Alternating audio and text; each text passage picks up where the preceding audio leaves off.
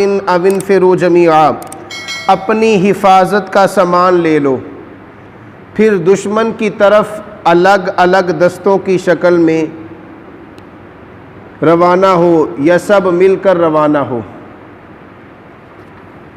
इससे पिछली जितनी भी आयतें गुजरी हैं वो सारी मुनाफिकों के बारे में नाजिल हुई और अल्लाह ताला ने उनके बारे में सख्त वईद नाजिल फरमाई, उनके अजाब का ज़िक्र किया, उनके अहवाल का ज़िक्र किया, उनकी हरकतों का ज़िक्र किया और जितने भी वो बुरे काम करते थे उन सब को खोल के अल्लाह ने बयान फरमाया।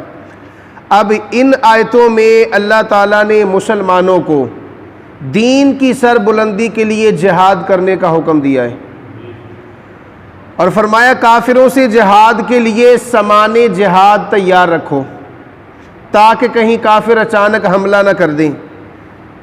और फिर अल्लाह ताला ने ये आगे आयतें आएंगी उसमें ये भी फरमाया कि मुनाफिकीन ने जिहाद की राह में बड़े रोड़े अटकाए हैं। कुछ लोग आज भी ये कहते हैं नहीं जी नरम गल होनी चाहिए। हाँ जी, जो जिहाद के बारे में ये बात कहे ना कि नरम गल होनी चाहिए, दीन नरमी की बात करता है, वो ये समझ ले कि वो जिहाद का इनकार कर रहे हैं। और अल्लाह ताला ने ये इशारा तो दिया इस आयत में, वो इशारा मुसलमान समझे ही नहीं। अल्लाह ने इस आयत के शुरू में ही फरमा दिया या अय्युहल्लज़ीना आमनू। जब कुरान सिर्फ आमनू का लफ्ज़ इस्तेमाल करे तो उससे मुराद सिर्फ ईमान वाले होते हैं। और अल्लाह ताला ने या अय्युहल्लज़ीना आमनू कह के ये ख़ास कर दिया मुसलमानों के लिए कि इस्लाम की तारीख़ इस बात की गवाह है कि जो जज्बा जिहाद और शौक़ शहादत मुसलमानों के अंदर नज़र आया वो किसी दूसरी कौम में नज़र नहीं आया। तो ये जज्बा जिहाद सिर्फ मुसलमानों के लिए ख़ास है, इसीलिए ख़ास कौम को रब हुक्म दे रहा है। ये नहीं फरमाया सारे भाई सारे करो जिहाद, ये खासा सिर्फ मुस्लिम कौम का है, मुस्तफ़ा के ग़ुलामों का है कि उनके दिलों में अल्लाह ने ये जज्बा जिहाद पैदा किया है। तो उनके बारे में अल्लाह ने फरमाया ए ईमान वालों तो आडे ना गल ले, अपनी हिफाजत का सामान ले लो और फिर दुश्मन की तरफ अलग अलग दस्तों की शक्ल में रवाना हो या सारे मिल के रवाना हो।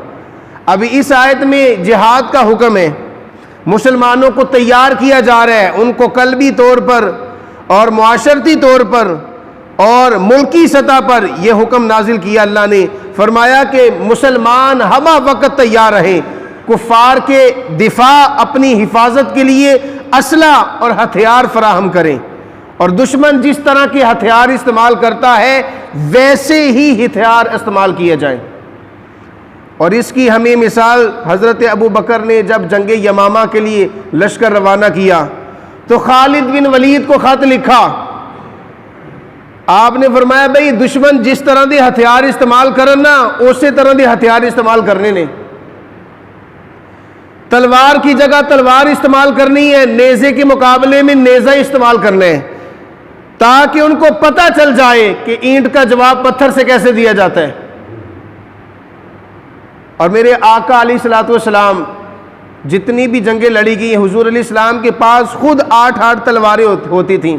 अब कोई बंदा हुजूर को फिर दीन सिखाए अल्लाह के महबूब को, या रसूलल्लाह तुसी क्या सी नरम गल करनी है, तुसी तलवारा चक लिया ने। तो आज कुछ लोग आपको मिलेंगे मुनाफिक किस्म के, कहेंगे नहीं नहीं नरम गल होनी चाहिए, नहीं नहीं सख्त बात नहीं होनी चाहिए। तो दीन तो नरमी और सख्ती दोनों का नाम है। कुरान ने फरमा दिया इन्ना मअल उसरि युसरा, हर तंगी के बाद आसानी है, हर मुश्किल के बाद आसानी आएगी। तो यहाँ बंदे सिर्फ आसानी ढूंढे फिर कि नहीं नहीं नरम गल होनी चाहिए, नरम बात नहीं है। इस्लाम के ऊपर उसकी इज्जत पे हरफ आ जाए और मुसलमान अभी कहे नहीं नहीं कुछ नहीं सिर्फ नरम बात ही करें। तो आज कुछ मुल्ला आपको ऐसे मिलेंगे कि वो ये बात करते नजर आएंगे नहीं नहीं बात सिर्फ नरम करें इस्लाम की, और ताकि इस्लाम ने हुक्म दिया है कि इस्लाम नरमी से फैला है तलवार से नहीं फैला। तो जब तलवार से फैला नहीं तो फिर सहाबा ने तलवारें क्यों उठाई, क्यों जी? इतनी जंगें हुई उनमें नेज़ों की तलवारों की बौछार क्यों हुई?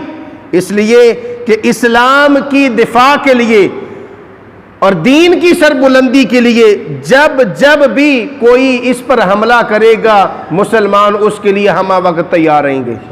तो इसलिए मुसलमानों को हुक्म दिया जा रहा है कि अब चूंकि सारी दुनिया में अब हथियार तो नहीं चलेंगे, एटमी ताकत है हर मुल्क की, और अल्लाह ताला ने पाकिस्तान को भी बनाया है, तो अब एटमी ताकत के बदले एटमी ताकत का इस्तेमाल किया जाएगा। और फिर क्या होगा? अल्लाह ताला ने ये जज्बा जिहाद मुसलमानों के अंदर पैदा किया, लेकिन आज मुसलमानों की हालत क्या है?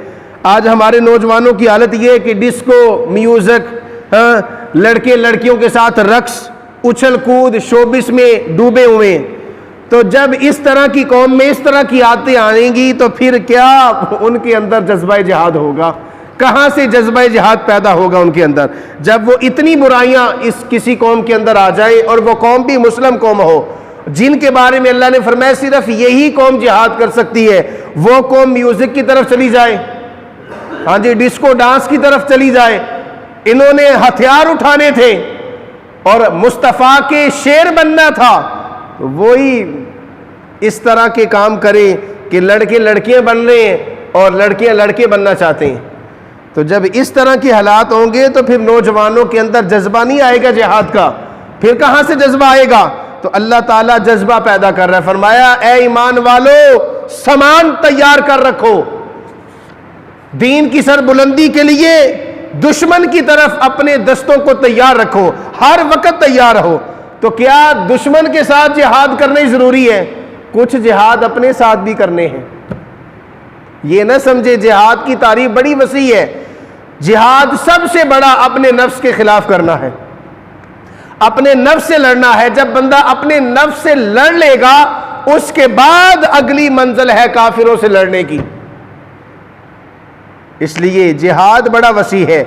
सबसे पहले अपने आप से लड़े, अपने नफ्स से लड़े कि हम किस मुकाम पर खड़े हैं, हम क्या कर रहे हैं, दीन हमसे चाहता क्या है, हम दीन को क्या दे रहे हैं।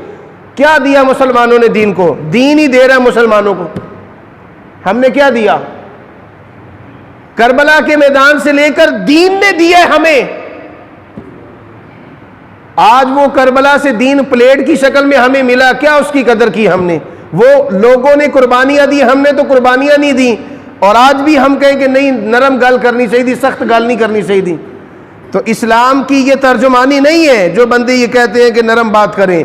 गल होएगी तो सख्ती ना होएगी, ताकि इस्लाम की इज्जत बरकरार रहे, इस्लाम की नामूस पे कोई हरफ ना आए। और इस्लाम अपनी पावर आप रखता है, कोई बंदा इसकी मदद करे ना करे, इस्लाम अपनी ताकत आप रखता है। हमने देखा नहीं इस्लाम की ताकत क्या थी, कि करबला के मैदान में भी इस्लाम अपनी पावर से खड़ा था, मैदान बदर में भी इस्लाम अपनी पावर से खड़ा था, ओहद में मैदान अपने इस्लाम अपनी पावर से खड़ा था। तो इस्लाम को बंदों की जरूरत नहीं पड़ी, इस्लाम अपनी ताकत आप रखता है। अगर बंदों की बात होती फिर 313 के मुकाबले 1000 कोई बात बनती है? 72 के मुकाबले में हजारों का लश्कर। तो इस्लाम अपनी ताकत से है और अपनी ताकत खुद रखता है, और अपनी बात मनवाने की सलाहियत इस्लाम के अंदर बखूबी पाई जाती है। इसलिए अल्लाह ने फरमाया, ईमान वालों, इसी इस्लाम की सरबुलंदी के लिए अपने आप को तैयार करो, हमा वक्त तैयार रखो। तो इसलिए जिहाद बड़ा वसी मौजू है। इसके अंदर सबसे पहले इंसान को अपने आप से लड़ना है, अपने आप के अंदर की सफाई करनी है, उसके बाद वो कहीं जाके दुश्मन के लिए तैयार होगा। जो बंदा खुद ही अंदर से खोखला है, क्यों जी, जिसकी टांगों में इतना पानी नहीं है कि वो खुद पे खड़ा हो सके, वो इस दुश्मनों के खिलाफ कैसे खड़ा हो सकेगा? तो इस्लाम ने सबसे पहले हुक्म दिया कि वो सबसे बड़ा जिहाद करे। बड़ा जिहाद है अपने खिलाफ करना, अपने आप को मजबूत करना। जब अपने आप को मजबूत कर लेंगे तो फिर हम दुश्मनों के मुकाबले में सख्ती से पेश आएंगे। अल्लाह ताला से दुआ है कि अल्लाह ताला मुझे और आपको इन बातों को समझने, इस पर अमल करने की तौफीक अता फरमाए।